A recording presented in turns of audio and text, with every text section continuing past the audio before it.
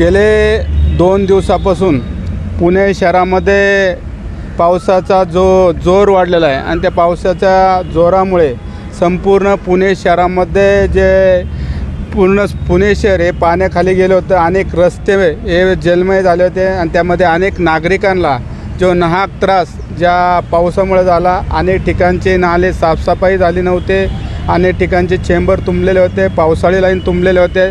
त्यामुळे संपूर्ण पुणे शहराची पावसामुळे दैनंदिन अवस्था झाली होती.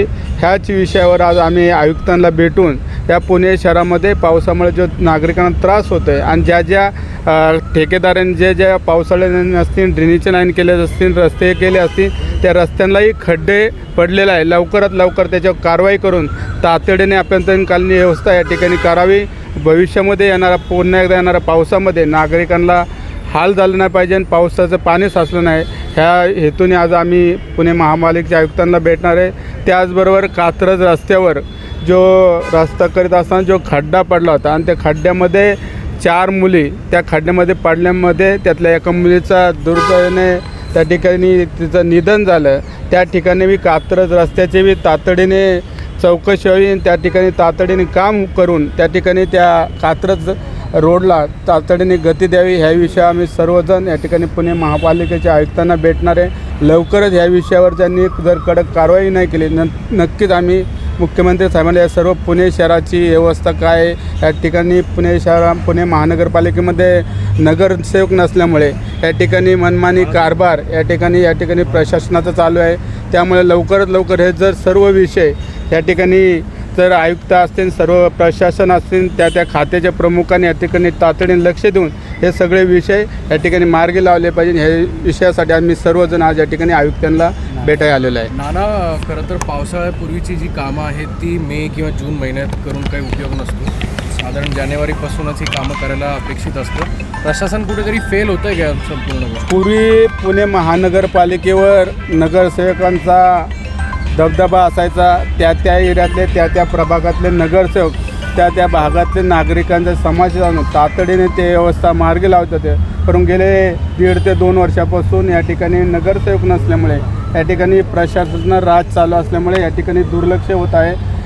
परंतु मी या ठिकाणी सर्व प्रशासन असेल, सर्व खाते प्रमुख असेल यांना विनंती करतो लवकर हे विषय सर्व मार्गी लावावे ही विनंती करतो. पालिका प्रशासनानं लाखो रुपये नालेसफाईसाठी खर्च केले असं सांगितलं होतं. आता हे सगळे पाण्यात गेले कारण कर घेतला जातो पुणेकरांकडनं आणि कामं व्यवस्थित होत नाही. या पुणे शहरामध्ये जी नाले साफसफाई झाली, त्या ठिकाणी ड्रेनेज असतील, ह्या ठिकाणी ज्या अधिकारी असतील त्यांनी त्या अधिकाऱ्यांनी तिथं थांबून ते कामं करून घेतले पाहिजे. कारण ज्यावेळी कामं होत्या त्याच्यात दुर्लक्ष केलं जातं. आतले जे चेंबर असतात, पावसाळी लाईनचे चेंबर असतात, ते प्लास्टर केले जात नाही, निष्ठुर दर्जाचं काम केलं जातं. त्यामुळे हे संपूर्ण उद्भवतं आणि असा पाऊस आला की संपूर्ण पुणे शहर या ठिकाणी तुम्ही बघितलं असाल की कसं जलमय झालं. अनेक नागरिकांना त्या ठिकाणी त्रास झाला. एक तर आपण बघितलं असं एका ठिकाणी त्या नदीचं स्वरूप त्या ठिकाणी आलं होतं आणि एका महिलेला रात्री त्या ठिकाणी चौघांनी घेऊन त्यात कसं काढलं ते तुम्ही बघितलं असेल. म्हणून भविष्यामध्ये असं या पुणे शहरात उद्भवू नये म्हणून या ठिकाणी आयुक्त असेल त्यांच्या सर्व खाते प्रमुखांनी जातीने या ठिकाणी लक्ष दिलं पाहिजे. मुख्यमंत्री मुंबईत अनेक ठिकाणी नालेसफाईची पाहणी करताना दिसून आलेले आहेत.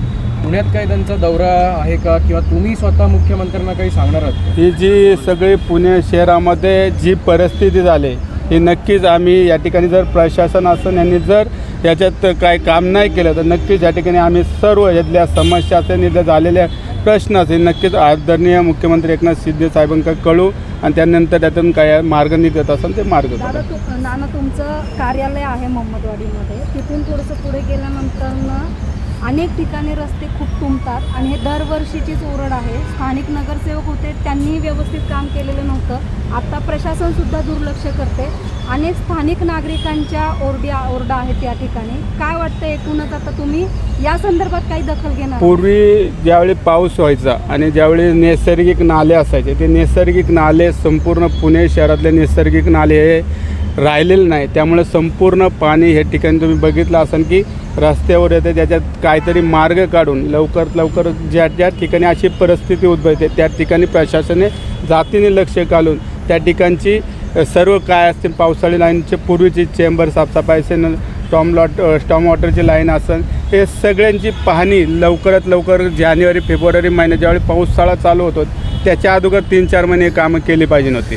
तुमच्या मित्रपक्षातले उमेदवार खासदार झाले आणि आता त्यांना मंत्रिपद देखील मिळाले, शुभेच्छा दिल्या का तुम्ही काही? शुभेच्छा कालच दिल्या. खूप आनंद झाला की पुणे शहरासाठी एक आनंदाचा क्षण होता कालचा. आणि आदरणीय मुरलीधर अण्णा मोहोळ यांना केंद्रामध्ये राज्यमंत्रीपद मिळाल्याबद्दल मी शिवसेना पक्षाच्या वतीने त्यांच्या शुभेच्छा दिल्या.